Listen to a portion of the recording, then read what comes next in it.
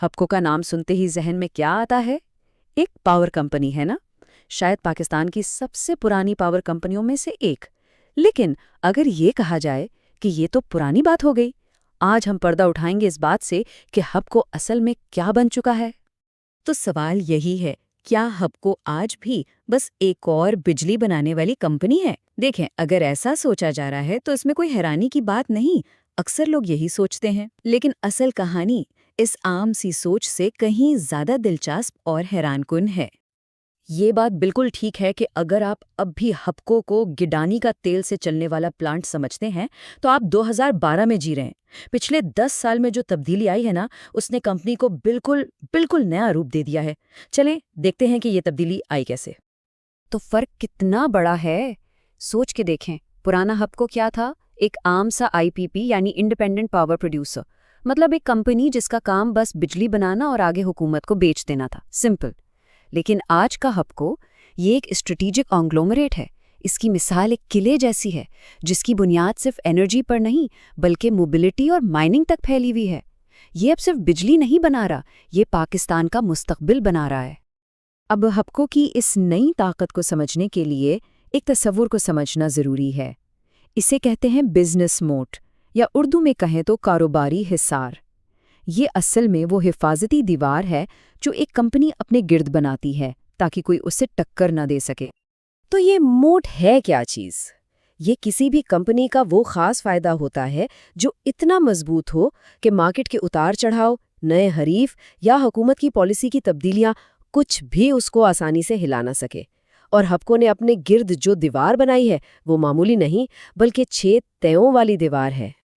इस किले की पहली और सबसे बुनियादी दीवार वो हैं इसके असासे। सोचें, 1320 मेगावाट का सीपीएचजीसी प्लांट, फिर 660 मेगावाट के थर लिग्नाइट प्लांट्स, 225 मेगावाट का नारोवाल थर्मल और 84 मेगावाट का लारेब हाइड्रल। देखिए, ये सिर्फ इमारतें और मशीनें नहीं हैं, ये मुल्क के स्ट्रेटेजिक असासे हैं। इन जैसा इंफ्रास्ट्रक्चर दोबारा खड़ा करना तकरीबन नामुमकिन है। और अगर कोई कोशिश करे भी तो उसकी लागत कितनी होगी? अंदाजन 5 से 7 अरब डॉलर्स। इतनी बड़ी सरमायाकारी, ये खुद एक इतनी बड़ी दीवार है कि कोई नया खिलाड़ी मार्केट में आने का सोच भी नहीं सकता। उसके बाद आती है दूसरी दीवार, थर कोयले पर इसका गलबा। हपको के जो थर कोल प्लांट्स हैं ना, वो 70 से 75% कैपेसिटी पर चलते हैं।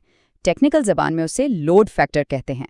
अब इसका मुकाबला दरामदी ईंधन वाले प्लांट से करें तो वो काफ़ी पीछे रह जाते हैं। साफ लफ्ज़ों में मतलब ये है कि जब पाकिस्तान को सस्ती और काबिल एतमाद बिजली की ज़रूरत पड़ती है तो सबसे पहले हपको के इन्हीं प्लांट्स को चलाया जाता है। और यहाँ से कहानी एक नया और ज़्यादा दिलचस्प मोड़ लेती है। ये है तीसरा हिस्सा।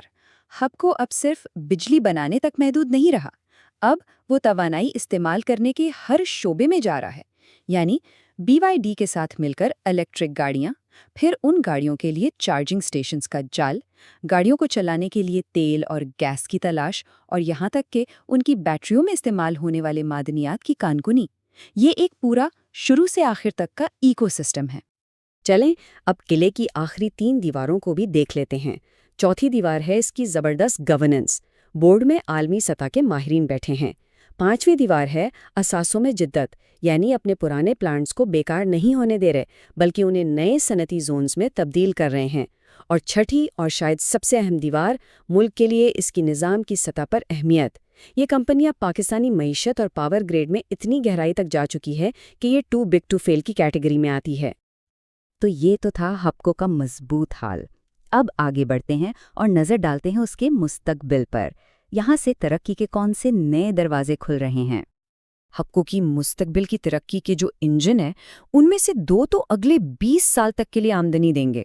पहला इंजन थल कोयले को मजीद फैलाना और मुल्क की तवानाई की सिक्योरिटी को पक्का करना, और दूसरा, और ये बहुत दिलचस्प है, BYD के साथ मिलकर पाकिस्तान में इलेक्ट्रिक गाड़ियों यानी EVs की बुनियाद रखना। इसमें सिर्फ गाड़ियां नहीं बल्कि पूरा चार्जिंग ग्रिड भी शामिल है। EV चार्जिंग इंफ्रास्ट्रक्चर के लिए ये जो मुस्तकबिल का टोल प्लाजा वाली बात है ना, इसको ज़रा समझें। जैसे आज मोटरवे पर हर गाड़ी टोल प्लाजा पर रुकती है और पैसे देती है, मुस्तकबिल में हर इलेक्ट्रिक गाड़ी को चार्ज होने के लिए उनके नेटवर्क पर आना पड़ेगा। یہ ایک مستقل طویل مدتی کیش فلو کا ذریعہ ہے۔ لیکن انتظار کیجئے، کہانی ابھی ختم نہیں ہوئی۔ ہپکو اب پاکستان کے قدرتی وسائل پر بھی نظر جمائے ہوئے ہے۔ تیسرا گروتھ ویکٹر ہے تیل اور گیس کی تلاش، سمندر اور زمین دونوں جگہ۔ چوتھا ہے معدنیات کی دنیا میں قدم رکھنا، بلوچستان میں تانبے، سونے اور دوسری قیمتی دھاتوں کی تلاش۔ اور پانچواں، اپنی ساحلی زمین کو ایک نئے اسٹریٹجک صنعتی مرکز میں بدلنا۔ ان میں سے اگر ایک بھی منصوبہ چل گیا نا تو کمپنی کا لیول ہی الگ ہو جائے گا۔ تو ان سب باتوں کو سمیٹتے ہیں، اتنی ساری معلومات کا ایک طویل مدتی سرمایہ کاری کے نقطۂ نظر سے کیا مطلب نکلتا ہے؟ چلیے اس کا خلاصہ دیکھتے ہیں۔ یہ پوائنٹ ساری کہانی کو خوبصورتی سے سمجھا دیتے ہیں۔ ایک طرف تو اس کے پاس وہ اثاثے ہیں جو اگلے کئی سالوں تک مستقل کیش فلو دیتے رہیں گے، دوسری طرف مستقبل کے شعبوں میں ترقی کرنے کی بے پناہ صلاحیت ہے۔ مینجمنٹ اچھی ہے تو عمل درآمد کا خطرہ کم ہو جاتا ہے، منافع کی تاریخ بھی مضبوط ہے، مہنگائی بڑھے گی تو توانائی کے اثاثوں کی قیمت بھی بڑھے گی، یعنی ایک قدرتی تحفظ۔ اور سب سے بڑی بات، ایک ہی سٹاک کے ذریعے پاور، مائننگ، ای وی اور تیل و گیس سب میں نمائندگی مل جاتی ہے۔ لیکن آئیے تھوڑی حقیقت پسندی سے بھی کام لیں۔ کوئی بھی تجزیہ خطرات کے ذکر کے بغیر ادھورا ہے۔ بالکل، یہاں بھی خطرات ہیں۔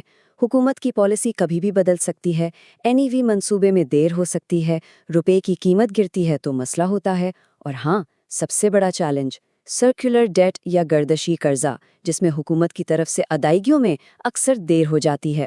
لیکن یہاں ہپکو کا مختلف شعبوں میں پھیلا ہوا کاروبار کام آتا ہے۔ جب آپ کے پاؤں اتنے سارے شعبوں میں ہوں تو ایک جگہ کا جھٹکا دوسری جگہ سے برداشت ہو سکتا ہے۔ اور آخر میں یہ لائن ہپکو کی نئی شناخت کو بہترین طریقے سے بیان کرتی ہے۔